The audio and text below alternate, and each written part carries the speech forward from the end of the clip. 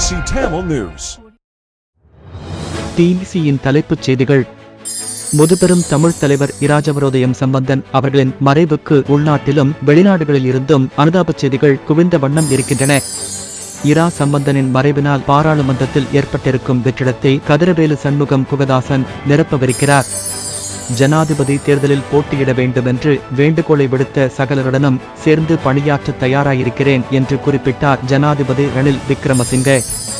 ஈழ மக்கள் புரட்சிகர விடுதலை முன்னணியின் ஸ்தாபக தலைவர் தோழர் பத்மநாபாவின் நினைவு தினம் ஜூன் 19. இந்த தினம் தியாகிகள் தினம் என வருடந்தோறும் அனுஷ்டிக்கப்பட்டு வருகின்றது. 3 வருட கடூழிய சிறை தண்டனை விதிக்கப்பட்ட திருநிக்கா பிரேமச்சந்திர சார்பில் இன்று தாக்கல் செய்யப்பட்ட பிணை மனு எதிர்வரும் வியாழக்கிழமை கொழும்பு மேல் நீதிமன்றத்தினால் பரிசீலனைக்கு எடுக்கப்படுகிறது. இவரிடம் முதல் 6 மாதங்களாக இலங்கைக்கு வருகை தந்த வெளிநாட்டு சுற்றுலா பயணிகளின் எண்ணிக்கை 10 இலட்சத்தை தாண்டியது. அதிகரித்து வரும் குடிவரவை கட்டுப்படுத்தும் ஒரு நடவடிக்கையாக ஆஸ்திரேலியா சர்வதேச மாணவர்களுக்கான விசா கட்டணத்தை 2 மடங்கிற்கும் அதிகமாக அதிகரித்திருக்கிறது. வணக்கம். நீங்கள் இணைந்து கொண்டிருப்பது மாலை தமிழ் செய்திகள்.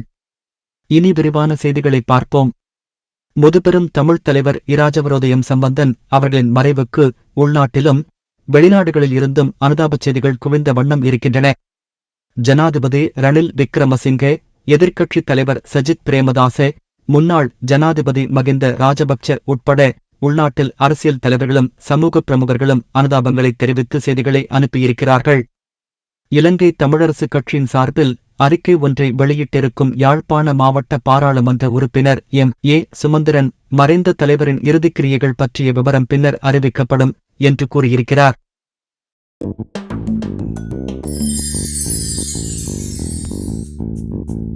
அமரர் சம்பந்தனின் பூதவுடல் அஞ்சலிக்காக கொழும்பிலும் பிறகு பாராளுமன்ற கட்டிடத் தொகுதியிலும் வைக்கப்பட்டு இறுதிக்கிரியைகளுக்காக அவரது சொந்த ஊரான திருகோணமலைக்கு எடுத்துச் செல்லப்படும் என்று எதிர்பார்க்கப்படுகிறது.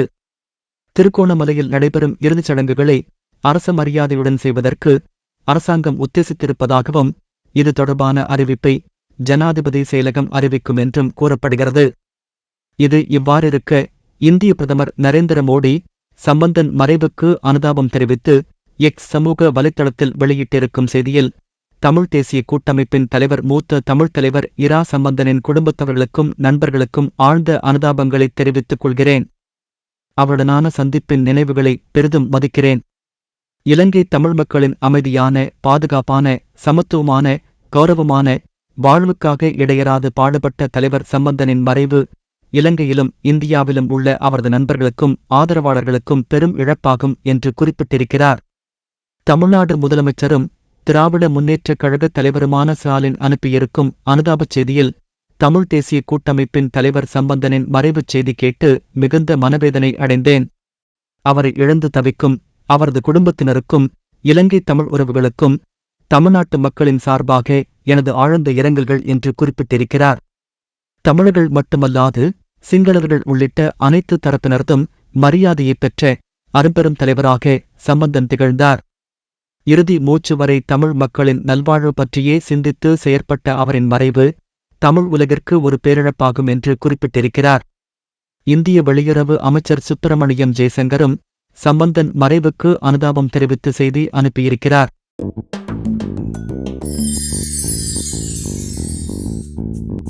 ஜனாதிபதி தேர்தலில் போட்டியிட வேண்டும் என்று சில அரசாங்க அமைச்சர்கள் விடுத்த வேண்டுகோளுக்கு பதிலளித்த ஜனாதிபதி ரணில் விக்ரமசிங்கே, இந்த வேண்டுகோளை விடுத்த சகலருடனும் சேர்ந்து பணியாற்ற தயாராயிருக்கிறேன் என்று குறிப்பிட்டார்.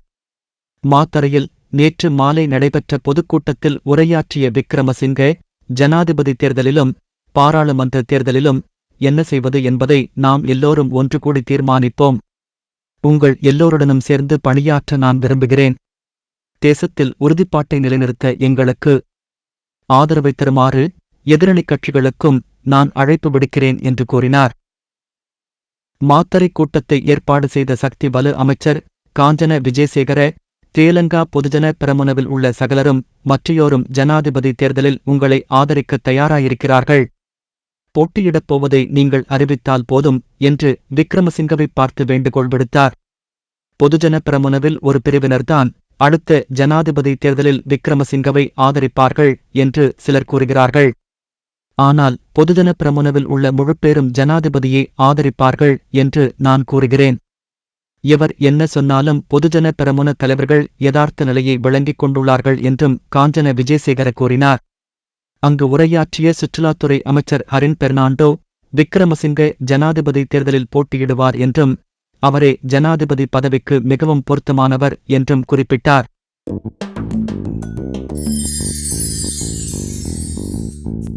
ஈழ மக்கள் புரட்சிகர விடுதலை முன்னணியின் ஸ்தாபக தலைவர் தோழர் பத்மநாபாவின் நினைவு தினம் ஜூன் 19.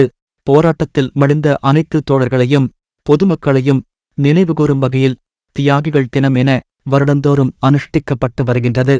நேற்று ஞாயிறு மாலை மேற்கு லண்டனில் தமிழர் சமூக ஜனநாயக கட்சியினரால் ஒழுங்கு செய்யப்பட்டிருந்த இந்நிகழ்வினை அரசியல் ஆய்வாளர் தோழர் சிவலிங்கம் அவர்கள் விளக்கேற்றி ஆரம்பித்து வைத்தார். அதனைத் தொடர்ந்து மலர் அஞ்சலி நிகழ்வும் சமகால அரசியல் நிலவரம் தொடர்பான கலந்துரையாடல் ஒன்றும் நடைபெற்றது. குறிப்பாக 35 வருடங்களுக்கு முன்னர் தோழர் நாபாவின் தலைமையில் தீர்க்க தரிசனத்துடன் EPRLF, ENDLF, முஸ்லிம் காங்கிரஸ் ஆகியன மாகாண சபை முறைமையை ஏற்றுக்கொண்டு வடக்கு கிழக்கு இணைந்த மாகாண சபையினை நிறுவியமை 80 வருட தமிழ் பேசும் மக்களின் போராட்டத்தில் பெறப்பட்ட இன்றுவரை நிலைத்திருக்கும் நடைமுறை சாத்தியமான தீர்வு என்பது தற்போது அனைவராலும் உணரப்பட்டு இருப்பது பலராலும் சுட்டிக்காட்டப்பட்டது. மேலும் எதிர்வரும் ஜனாதிபதி தேர்தலில் மாற்றம் ஒன்று தேவை. ஆனால் தமிழ் பொது வேட்பாளர் நிறுத்தப்படுவதன் நோக்கங்கள் தூரநோக்கற்ற அணுகுமுறை என்ற கருத்தும் பலராலும் சுட்டிக்காட்டப்பட்டது.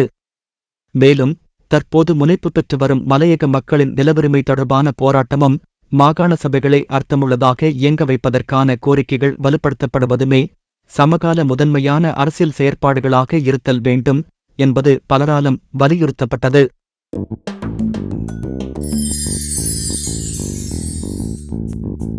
மூன்று வருட கடூழிய சிறை தண்டனை விதிக்கப்பட்ட கொழும்பு மாவட்ட முன்னாள் பாராளுமன்ற உறுப்பினர் திருணிக்கா பிரேமச்சந்திர சார்பில் இன்று தாக்கல் செய்யப்பட்ட பிணை மனு எதிர்வரும் வியாழக்கிழமை கொழும்பு மேல் நீதிமன்றத்தினால் பரிசீலனைக்கு எடுக்கப்படும். டிபெண்டர் வாகனம் ஒன்றை பயன்படுத்தி இளைஞர் ஒருவரை ஆட்களை வைத்து கடத்தியதாக குற்றவாளியாக காணப்பட்ட திருணிக்காவுக்கு கடந்த வாரம் கொழும்பு மேல் நீதிமன்றம் சிறை தண்டனை விதித்தது. அந்த தண்டனைக்கு எதிராக மேன்முறையீடு செய்யவிருக்கும் அவர் அதற்கு முன்னதாக தனக்கு பிணை வழங்குமாறு மனுவை தாக்கல் செய்திருக்கிறார். பிணை மனு விண்ணப்பம் கொழும்பு மேல் நீதிமன்ற நீதிபதி அமால் ரணராஜா முன்னிலையில் அழைக்கப்பட்ட போது எதிர்வரும் வியாழக்கிழமை மன்றில் ஆஜராகுமாறு சட்டமா அதிபருக்கு அறிவுறுத்தப்பட்டது.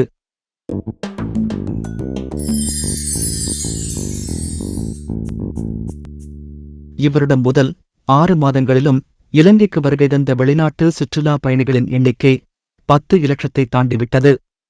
கடந்த சனிக்கிழமை 10 இலட்சமாவது சுற்றுலா பயணி இலங்கைக்கு வந்தார்.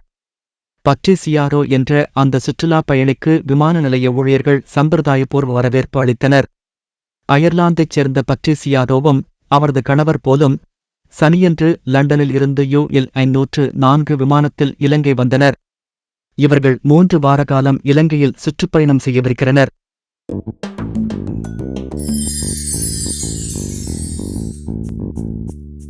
அதிகரித்து வரும் குடிவரவை கட்டுப்படுத்தும் ஒரு நடவடிக்கையாக ஆஸ்திரேலியா சர்வதேச மாணவர்களுக்கான விசா கட்டணத்தை 2 மடங்கிற்கும் அதிகமாக அதிகரித்திருக்கிறது.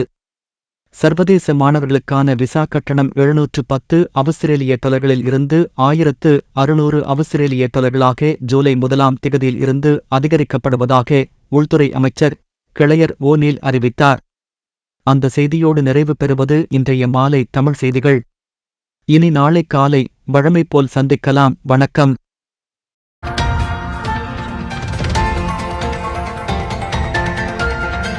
TBC Tamil News.